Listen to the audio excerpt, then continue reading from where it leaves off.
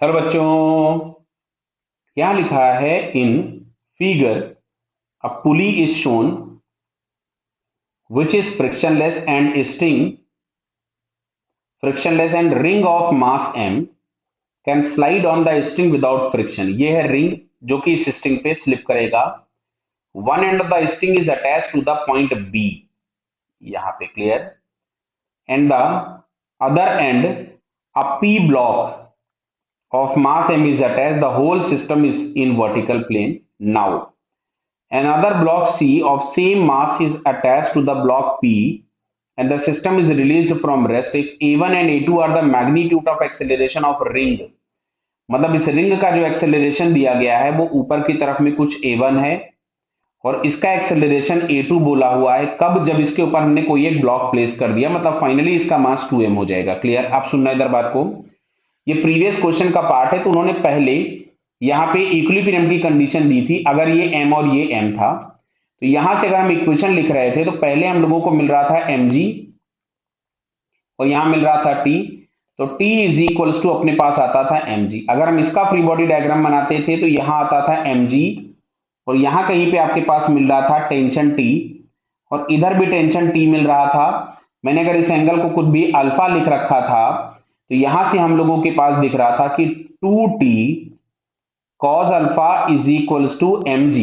2t cos alpha is equals to mg। Clear बताइए? तो यहां से हमारे पास आता था, t की जगह मैंने mg पुट कर दिया तो 2mg cos alpha is equals to mg। तो यहां से हम लोगों के पास मिल गया था cos alpha is equals to 1/2। कितना आ रहा था? 1/2। क्लियर है? So alpha is equals to आया था हम लोगों के पास 60 डिग्री। कितना मिल रहा था? अल्फा इज इक्वल्स टू 60 डिग्री। क्लियर बताइए?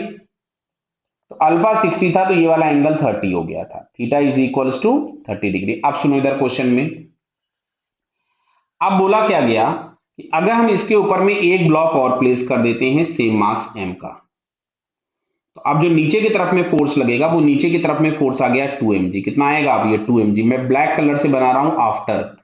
अच्छा, टेंशन t ऊपर होगा तो अब ये सिस्टम नीचे जाएगा, तो इसके लिए हम लोग इक्वेशन लिखेंगे तो मिलेगा 2mg minus t is equal to 2m और एक्सेलरेशन a2 दिया था, ये फर्स्ट इक्वेशन हो गई।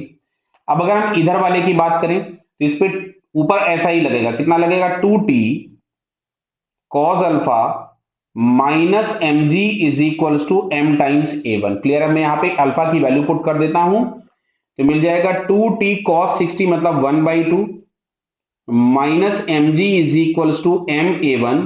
यहां से हमारे पास आ रहा है t minus mg is equal to m a1। ये आ गया इक्वेशन नंबर 2। ये ब्लैक कलर से कैलकुलेशन मैंने आफ्टर प्लेसिंग द ब्लॉक की है, रेड कलर से इक्विलिब्रियम पोजीशन थी। क्लियर?